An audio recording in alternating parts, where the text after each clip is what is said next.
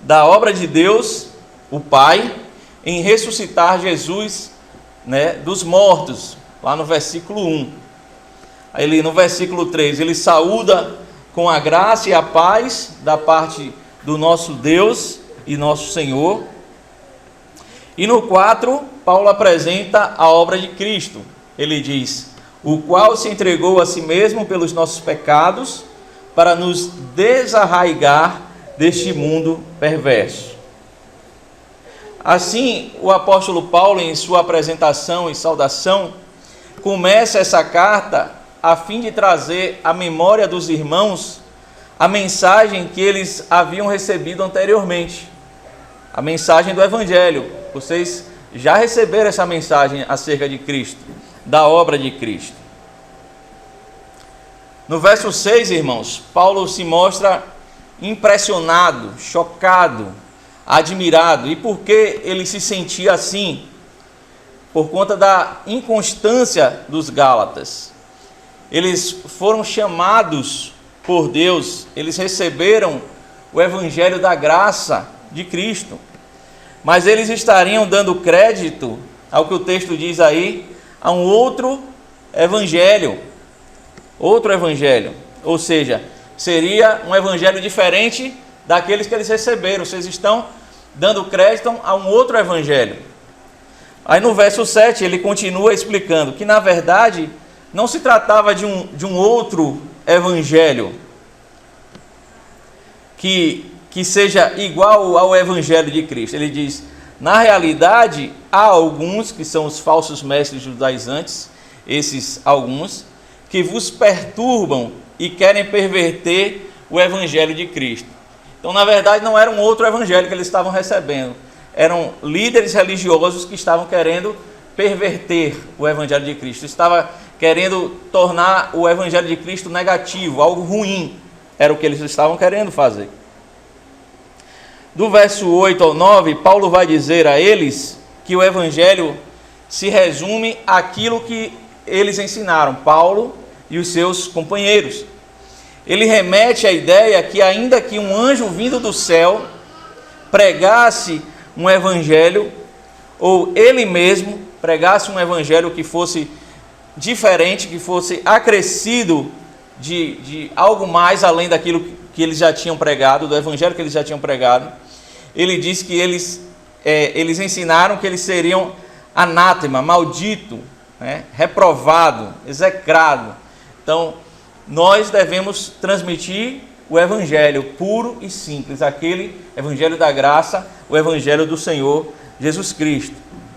Em outras palavras, irmãos, Paulo estava dizendo que aqueles falsos líderes eles eram malditos, porque eles queriam acrescentar algo mais ao evangelho de Cristo. Vocês precisam guardar as práticas do judaísmo. Vocês querem ser cristãos, tudo certo, mas vocês precisam guardar a prática do judaísmo. Era isso que eles estavam querendo ensinar. Então, eles não estavam, na verdade, querendo proibir aqueles gentios de se tornarem cristãos. O que eles estavam querendo antes era que eles, antes de serem cristãos, eles guardassem as práticas do judaísmo. Paulo estava mostrando para os irmãos da Galácia, mais ou menos dizendo para eles assim: vocês só precisam crer, vocês só precisam ter fé na justiça de Cristo, que o pagamento na cruz pelos seus pecados foi suficiente, só isso. Os judaizantes estão dizendo: não, vocês têm que guardar as práticas da lei, as dietas alimentares, você tem que prestar atenção na questão dos dias, todas as leis mosaicas. Aí ele diz, Paulo chega e diz assim: vocês só precisam crer na justiça de Cristo para a salvação de vocês. Vocês precisam ter fé de que a justiça de Cristo é suficiente. E o fato de Paulo declarar que aqueles falsos líderes eram malditos, certamente causaria desavenças, discórdia, inimizade entre eles. No que ele diz no versículo 10: porventura procuro eu agora o favor dos homens ou de Deus? ou procura agradar a homens? Se agradasse ainda a homens, não seria servo de Cristo. Observe que ele não estava preocupado em agradar aos homens. O seu desejo era de agradar a Deus. Ele diz: se eu quisesse agradar aos homens, por consequência, eu não seria servo de Cristo. A palavra servo no grego é doulos, e significa basicamente escravo. O escravo, irmãos, é aquele que se submete à sua vontade, à vontade do seu senhor, do seu dono. Assim, nós, antes de qualquer coisa, na igreja ou lá fora, nós somos servos de Cristo. Está aqui o pastor Adriano, o pastor Bruce. Antes da função deles como pastor, eles são servos do Senhor. O irmão também vai fazer o trabalho dele, vai conduzir as pessoas, fazer o trabalho dele. Mas antes dele fazer o trabalho dele como um motorista de excelência que ele deve fazer para a glória de Deus, ele é um servo de Cristo. E assim cada um de nós, seja qual função nós tivermos, nós somos servos de Cristo. Antes de ser empresário, antes de ser advogado, antes de qualquer função, nós somos servos de Cristo. Continuando o versículo 11 e 12, ele diz que a origem do Evangelho, ele traz a questão da origem do Evangelho. Ele diz que não segundo homens, mas mediante revelação de Jesus Cristo. Então o Evangelho é por meio do Senhor Jesus Cristo. Ele aponta para a pessoa do Senhor Jesus Cristo. Ele é a revelação da pessoa e da obra do Senhor Jesus Cristo. Versículo 13 e 14, ele vem falar do proceder dele, outrora no judaísmo, que ele era um perseguidor da igreja. Ainda no capítulo 1. Versículo 15, aqui esse versículo 15, irmãos, é mais uma, eu dizendo assim, é mais uma pedra no sapato daqueles que rejeitam a doutrina da predestinação, né? Vamos ver aí o versículo 15 para a gente ver essa situação. Pode ler, irmã Alessandra, por favor. Mas, quando aprove a Deus, que desde o ventre de minha mãe me separou e me chamou pela sua graça. Amém. E aí? Então, mais claro do que isso, só a luz de Cristo para fazer o indivíduo enxergar, né? A predestinação. Tem gente que não crê, que diz que a predestinação, eu já vi no YouTube até pessoas fazendo pregações para dizer que a predestinação é uma doutrina do diabo. Mas a Bíblia é repleta, né? Inclusive o apóstolo Paulo, em sua teologia, ele bate muito essa questão da predestinação. Versículo 16 e 17, ele complementa a ideia do versículo 15, que Deus soberanamente revelou o seu Filho nele, em Paulo. E para que Deus revelou Jesus em Paulo, irmãos? Para que foi? Para que, revestido de Cristo, ele pudesse pregar o Evangelho aos gentios. E na dependência do Senhor, ele partiu para cumprir a missão que foi dada por Deus. É interessante, irmãos, que Paulo, ele era um novo convertido, e ele saiu logo para pregar. Tá certo que a conversão dele foi de um modo, digamos, todo especial, porque o próprio Jesus apareceu para ele no caminho de Damasco. O próprio Senhor o capacitou para ele realizar a obra dele. Mas nós também, em certo sentido, tivemos e temos essa experiência da união mística com Cristo. Deixa eu explicar isso melhor para não ficar confuso. Nós cremos que nós, como diz a palavra de Deus, nós estávamos mortos e que Jesus ele nos deu vida, espiritualmente falando. Nós cremos que outrora nós éramos trevas, segundo a palavra de Deus, mas que agora a luz de Cristo ela brilha em nós. Nós cremos que o nosso coração era duro como uma pedra, mas o Senhor nos deu um novo coração, um coração de carne, um coração quebrantado, um coração que se volta para o Senhor. Nós não vemos Jesus de modo natural, fisicamente. Ele está com o Pai, é o que a Bíblia diz, né? Nós cremos também no Espírito Santo, que ele habita no crente, porém ele é Espírito, nós não podemos vê-lo, mas ele é real, mais real do que nós mesmos. O Espírito Santo, ele é real, ele é Deus. Foi o Senhor quem nos deu a fé para crer nessas verdades. Nós cremos de que Jesus, o Filho de Deus, encarnou, veio a este mundo, padeceu a morte, que foi a nossa morte, e quando ele ressuscitou, nós ressuscitamos com ele, né? Então nós fomos unidos a Cristo e nós cremos nessa verdade. Louvado seja Deus por isso. Versículo 18 ao 24, ainda do capítulo 1, Paulo relata que depois de 3 anos ele foi a Jerusalém, onde se encontrou com Pedro e ficou com ele lá 15 dias, período em que ele não viu outro apóstolo senão Tiago, o meio-irmão do Senhor. Depois desses dias, ele partiu para as regiões da Síria e da Cilícia. Ele também aqui comenta que os irmãos da Judeia não o conhecia de vista, mas ouvindo acerca do testemunho dele, glorificavam a Deus pela vida do apóstolo Paulo. Capítulo 2, versículo 1 ao 10, Paulo continua relatando aos irmãos da Galácia sua conduta, seu ministério. Ele começa a falar sobre o seu ministério. Ele diz que após 14 anos, em obediência a uma revelação, ele volta a Jerusalém, agora com Barnabé e Tito. No verso 4, irmãos, do capítulo 2, ele diz que falsos irmãos, ou seja, aqueles crentes nominais, se intrometiam para vigiar a liberdade em Cristo Jesus. Eles queriam fazê-lo retroceder à escravidão, a voltar a ser escravos. Cristo nos libertou, mas esses falsos crentes, eles queriam fazer com que aqueles irmãos voltassem à escravidão.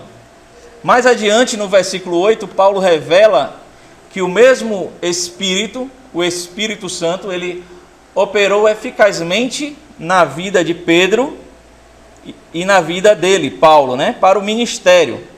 Pedro fora enviado para pregar o evangelho, primeiramente aos da circuncisão, aos judeus, enquanto que Paulo se dirigiu a pregar o evangelho aos gentios. Versículo 9, Tiago, Cefas e João tomaram ciência que era por meio da graça de Deus que Paulo estava exercendo o ministério dele. Eles viram os fatos e eles viram que era a graça de Deus agindo na vida do Paulo. Isso era perceptível na poderosa pregação do evangelho que Paulo fazia, né, pela edificação do corpo de Cristo, da igreja. Onde Paulo chegava, ele dava testemunho e a igreja era edificada com aquilo. Então, assim, o apóstolo Paulo, ele recebe apoio desses 3 apóstolos, né? Do versículo 11 ao 21, acontece ali um desentendimento entre Paulo e Pedro. Na nossa linguagem popular, rolou uma treta ali entre eles, né? Vamos ver Paulo explicando esse fato aí. Gálatas capítulo 2, versículo 11 ao 14. Quem puder ler, eu agradeço. Quando, porém, Cefas veio a Antioquia, resisti-lhe face a face, porque se tornara repreensível. Com efeito, antes de chegarem alguns da parte de Tiago, comia com os gentios. Quando, porém, chegaram, afastou-se e, por fim, veio a apartar-se, temendo os da circuncisão. E também os demais judeus dissimularam com ele, a ponto de o próprio Barnabé ter se deixado levar pela dissimulação deles. Quando, porém, vi que não procediam corretamente segundo a verdade do Evangelho, disse a Cefas, na presença de todos: se, sendo tu judeu, vives como gentio e não como judeu? Ou que obrigas os gentios a viverem como judeus? Amém? Então Paulo ele condena o modo fingido que Pedro estava agindo, o modo dissimulado, né? Ele estava fingindo algo para mostrar a aqueles seus discípulos, os judeus, que ele era responsável, que ele num primeiro momento ele se alimentava com os gentios, quando chegava a turma de Tiago, dos judeus, ele se saía para poder dizer, não, eu não estava junto com esse povo aí não, né? Eu sou superior a eles, eu sou judeu. Então Paulo, no versículo 14, vendo que Pedro não estava agindo corretamente segundo a verdade do Evangelho, repreende a Pedro na frente de todos. Ele expõe o pecado dele, expõe a vergonha, né? Você pecou nisso aqui, você errou nisso aqui. Daí até o final do verso 21, ele prega a justificação mediante a fé em Cristo e não por obras da lei. Para mim, um dos textos mais lindos de toda a Escritura, vamos ler Gálatas capítulo 2, versículo 19 e 20. Porque eu, mediante a própria lei, morri para a lei, a fim de viver para Deus. Estou crucificado com Cristo. Logo, já não sou eu quem vive, mas Cristo vive em mim. E esse viver que agora tenho na carne, vivo pela fé no Filho de Deus, que me amou e a si mesmo se entregou por mim. A condenação da lei não impera mais nas nossas vidas, irmãos. O cristão, ele está morto para a lei. Ou seja, o caso está encerrado mediante a lei. Cristo pagou definitivamente o nosso preço. Então, o peso, a acusação da lei contra nossas vidas não voga mais, porque Cristo já pagou. Então, o cristão, ele vive para Deus. Espiritualmente, fomos crucificados com Cristo. Quando Cristo foi crucificado, nós estávamos lá com Ele. Então, toda a vida do crente é pela fé no Filho de Deus, de que Ele nos amou e a si mesmo se entregou por nós. É confiante nessa justiça de Cristo que nós podemos ser salvos, somente pela justificação por meio da pessoa de Cristo. Capítulo 3. Em contraste com a crença de Paulo de que ele fora justificado em Cristo, ele vai novamente exortar os irmãos da Galácia. No versículo 1, ele começa dizendo: ó Gálatas insensatos. A insensatez aqui não diz respeito à falta de inteligência, falta de conhecimento, mas seria a falta de obediência, a desobediência, por assim dizer, né?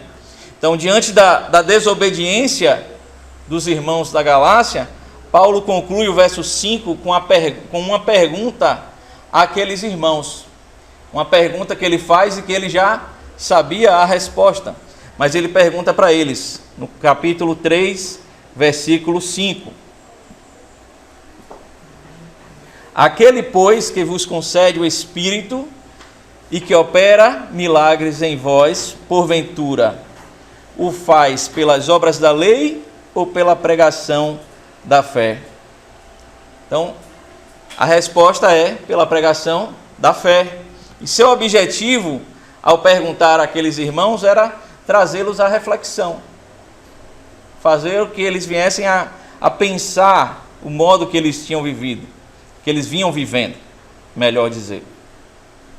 Do versículo 6 ao 14, Paulo apresenta aqui a experiência de Abraão, e aí ele vai dizer que assim como Abraão creu em Deus e lhe foi imputado para a justiça, saibam que os da fé, os que creem, são filhos de Abraão. Agora, uma pergunta que fica: com base em que Abraão creu em Deus? Com base em que? Gálatas capítulo 3, versículo 8 nos responde. Vamos ver? Gálatas 3, 8. Ora, tendo a Escritura previsto que Deus justificaria pela fé os gentios, pré-anunciou o Evangelho a Abraão. E aí a promessa: em ti serão abençoados todos os povos. Então, irmãos, qual foi a base para que Abraão pudesse crer? O Evangelho. O Evangelho foi prenunciado a Abraão e ele creu. E essa promessa de bênção, ela seria estendida a todos os povos, aos gentios. Então, observe também as palavras de Jesus em João, Evangelho de João, capítulo 8, ele se referindo, falando aqui sobre Abraão. João, capítulo 8, versículos 56 ao 58.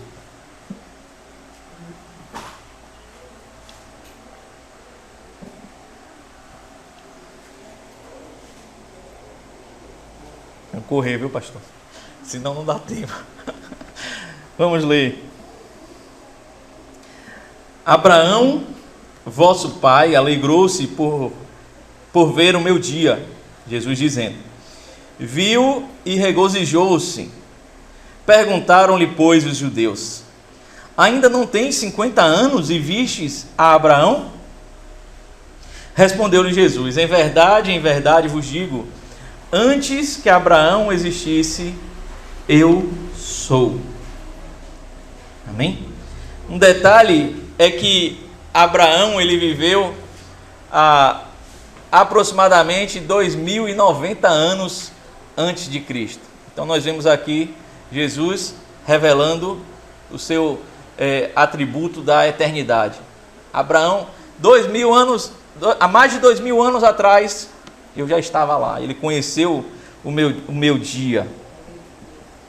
Paulo explica que foi Cristo quem nos resgatou da maldição da lei, se tornando maldito em nosso lugar, nos substituindo na cruz, o que nós conhecemos como a morte vicária de Cristo.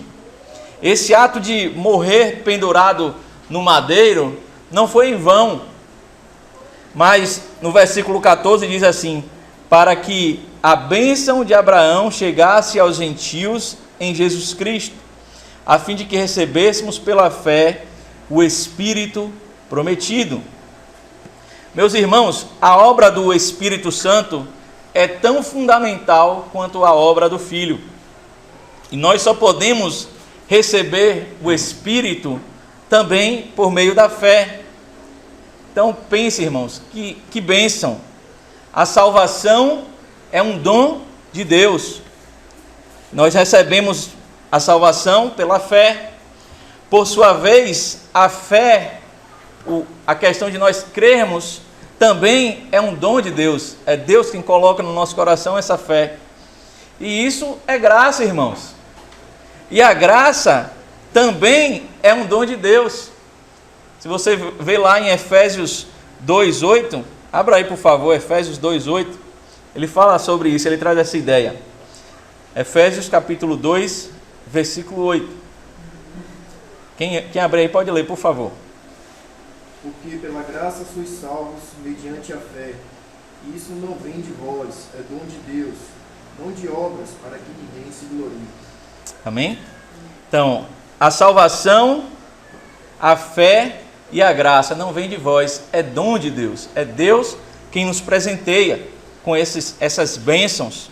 Nós não merecemos, irmãos, nós recebemos essas dádivas, né, essas bênçãos, como um presente. Então, louvado seja o Senhor por isso, porque nós não merecemos. E o Senhor nos tem abençoado. Versículo 15 ao 22, Paulo mostra aos Gálatas a superioridade da aliança abraâmica. Aí eu não vou ler para a gente poder ganhar tempo. No versículo 18, os irmãos podem ver depois, em relação à inferioridade da lei, ou seja, a aliança que Deus fez com Abraão, né, de serem benditos todos, pela questão da fé no Senhor, o Evangelho, a bênção do Evangelho, do verso 18, ela é superior, né, em relação à lei, que aparece do versículo 19 ao 22. Depois os irmãos podem estar meditando um pouco sobre isso. Versículo 23 ao 29 diz, ele traz a ideia que antes que viesse a fé salvadora, qual era a condição de todos os homens? Qual era a condição dos homens? Então, ele diz, a palavra grega para aio indica, isso está lá no versículo, deixa eu ver aqui, irmãos, só um minutinho. 24, né, irmão? Obrigado por me ajudar, eu esqueci de colocar aqui.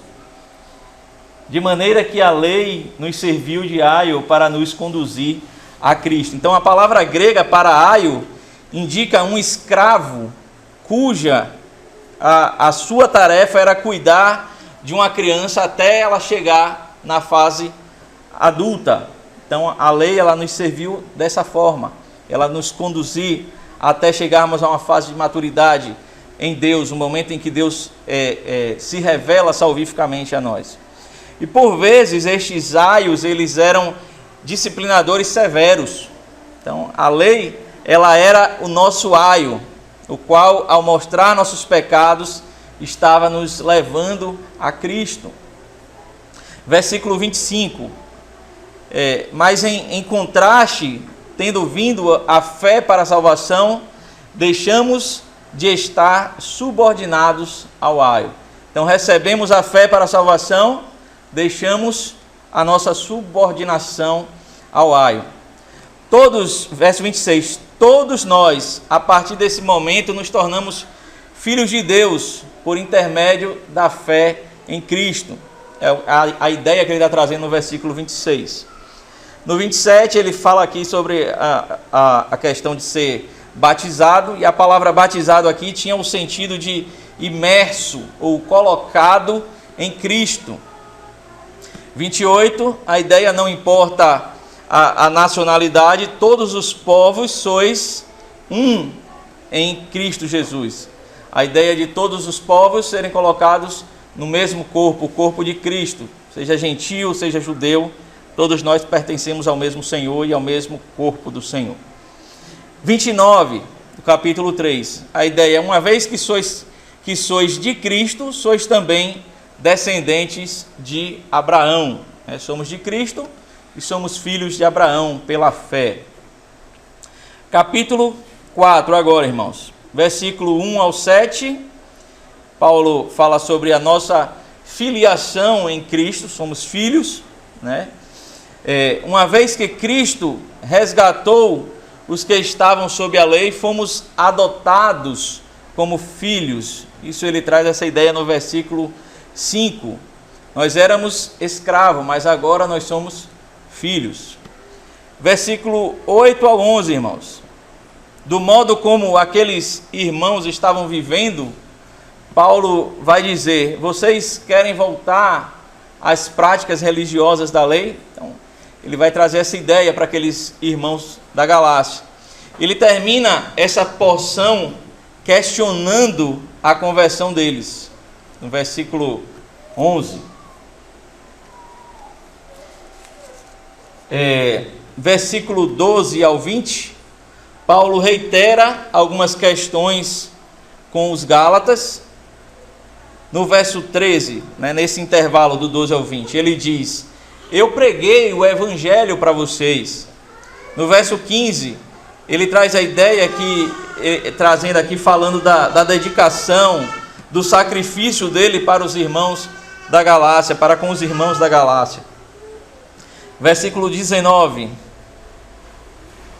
Versículo 19, essa é a única vez que Paulo se refere a esses irmãos da Galácia de um modo mais carinhoso. Ele chama eles de meus filhos.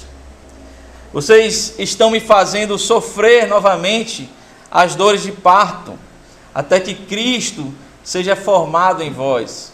Então, ele estava querendo dizer, olha, vocês estão me fazendo sofrer, porque eu preguei o evangelho para vocês, e vocês estão querendo voltar àquelas práticas do judaísmo.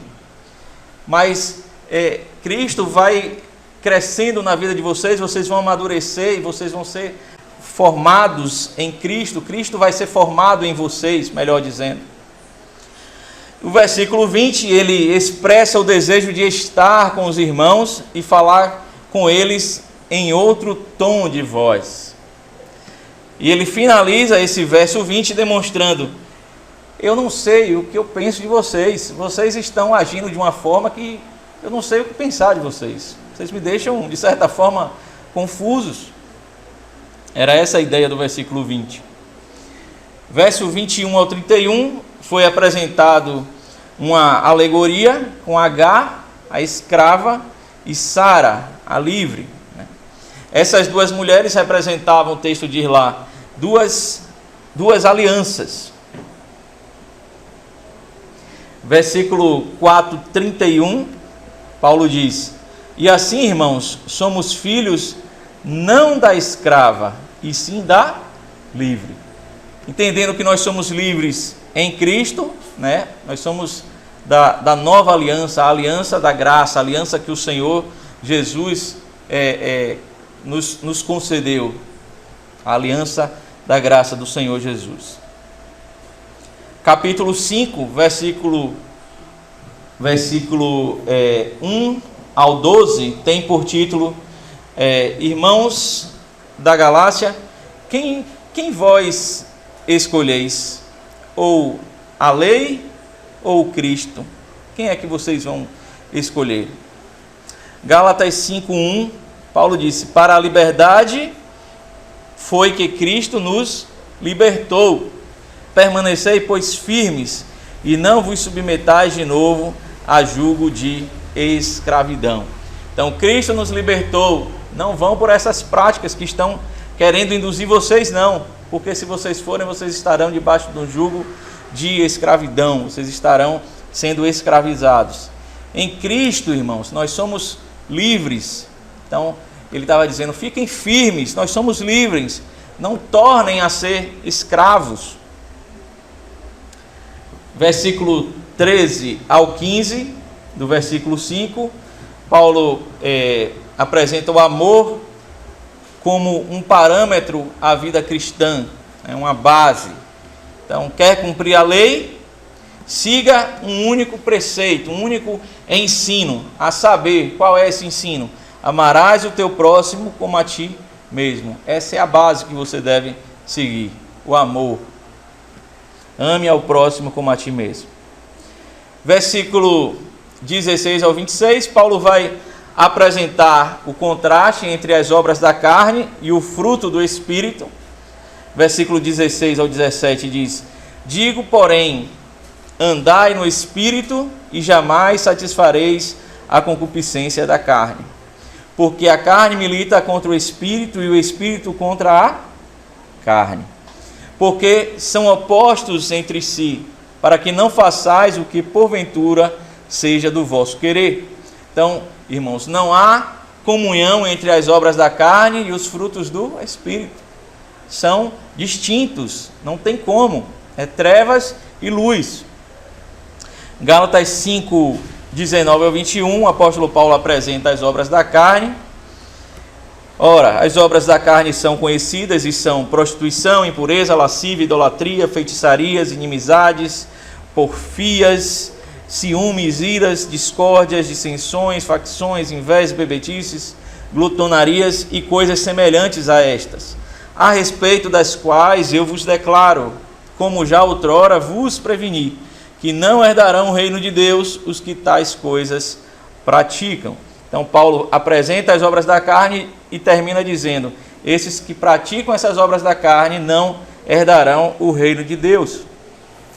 Já Gálatas 5, 22 e 24 apresenta o contraste. Agora, os frutos do Espírito.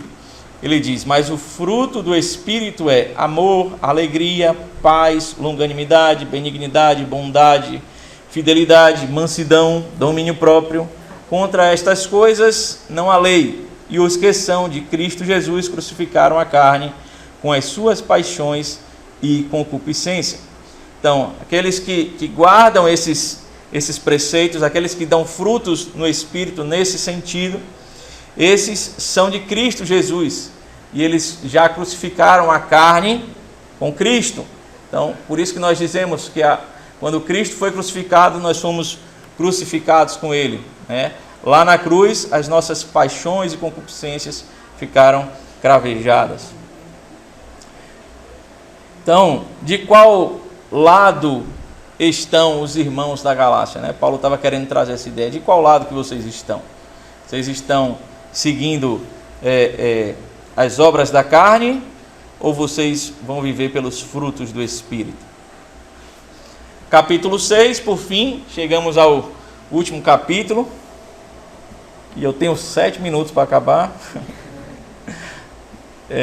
Nessa sessão, o autor ele apresenta um caráter mais prático da carta, né? Então ele vai trazer alguns ensinamentos práticos, e no versículo 1 ao 5 ele fala sobre o auxílio mútuo, né? A ajuda mútua entre os irmãos e a responsabilidade pessoal. Então nós somos responsáveis de forma pessoal. Versículo 1, aos que são espirituais, exortem, corrijam aos que pecarem com brandura e vigiem. Então, você é um espiritual, ele está dizendo, exorte, corrija aos que pecarem, mas não corrija de qualquer modo, corrija com brandura, e vocês estejam vigilantes para que vocês também não caiam nesses pecados.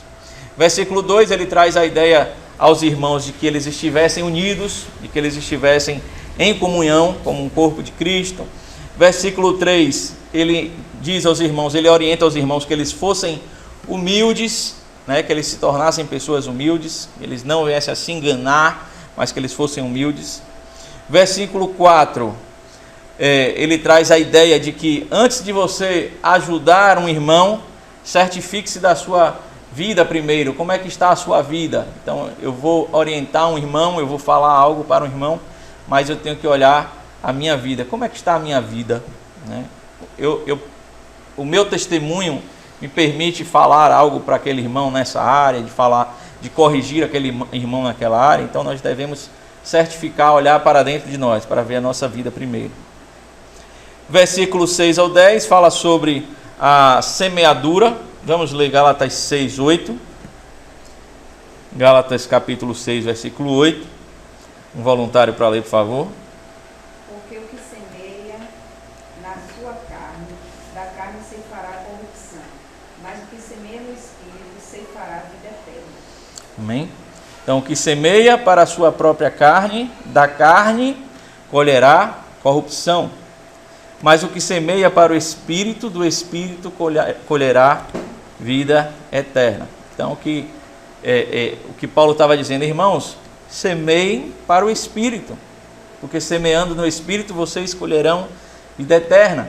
Assim cabe também para nós, irmãos. Nós devemos semear para o Espírito, e do Espírito colheremos vida eterna, né?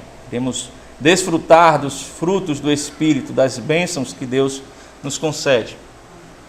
Verso 10, Paulo fala do dever do cristão de fazer o bem a todos, principalmente os da família da fé, ou seja, principalmente os irmãos da igreja. Então, irmãos, façam bem a todos, mas percebam os irmãos de vocês. Vocês estão vivendo e estão falhando nisso. Então, corrijam esse erro, né, que vocês possam fazer o bem a todos, mas especialmente aos seus irmãos. Versículo 11 ao 17, o apóstolo Paulo mostra que os judaizantes queriam ostentar na carne, né, demonstrando o quê? Uma falsa piedade. Esse ostentar na carne era demonstrar uma falsa piedade. Esses falsos mestres, judaizantes que ostentavam na carne, demonstravam uma falsa piedade, né, que se mostravam bonzinhos. Eles queriam constranger os gentios a realizar a circuncisão. Então, eles negavam o evangelho de Cristo por temerem a perseguição dos outros cristãos. Então, eles estavam também imbuídos nessa tarefa de fazer com que os gentios viessem a se circuncidar, temendo pela própria vida deles. O que é que os outros iriam pensar? Então, pelo temor dos homens. Esses religiosos, esses judaizantes, eles se gloriavam pelo trabalho deles de convencer e converter pessoas às práticas judaizantes. Então eles se alegravam com isso, eles celebravam isso, eles ficavam felizes, eles se gloriavam em converter as pessoas ao judaísmo. Já Paulo, no verso 14, ele diz, em relação a essa questão de se gloriar, né? Os judaizantes se gloriavam em ganhar pessoas para o judaísmo. Mas Paulo ele vai dizer, mas longe esteja de mim gloriar-me, senão na cruz de nosso Senhor Jesus Cristo, pela qual o mundo está crucificado para mim, e eu para o mundo. Em outras palavras, minha glória é a cruz de Cristo. Eu não vou me gloriar porque ganhei uma pessoa para o judaísmo, como ele se gloriava. A minha glória está na cruz de Cristo. Então, irmãos, vigiemos e tão somente confiemos no Senhor e na sua justiça. Nós vemos o exemplo aqui da igreja dos irmãos da Galácia, se voltando para a questão das obras, mas nós devemos ter bem firmado em nossas mentes que nós não somos merecedores de nada, como eu já falei aqui. Nós recebemos, por graça do Senhor, da justiça de Cristo. E somente pela justiça do Senhor é que nós alcançamos a salvação, a vida eterna. Amém, irmãos? Assim eu agradeço a oportunidade. Vamos orar ao Senhor. Maravilhoso Deus e eterno Pai, louvamos a Ti, Senhor, bendizemos ao Senhor por Tua palavra. Ó Deus, pedimos ao Senhor que a Tua palavra possa germinar nos nossos corações, que nós possamos dar frutos no Espírito, que nós possamos assim, ó Deus, glorificar o Teu nome, por meio do testemunho cristão. Que nós possamos, Senhor, viver para a honra e glória do Teu nome, fazendo a Tua vontade, como escravos do Senhor, que nós venhamos a nos submeter a Ti, dia após dia. Ó Pai, muito obrigado por Tua santa palavra que fala conosco, Senhor. Nós louvamos ao Senhor por tudo, no nome santo de Jesus nós oramos. Amém.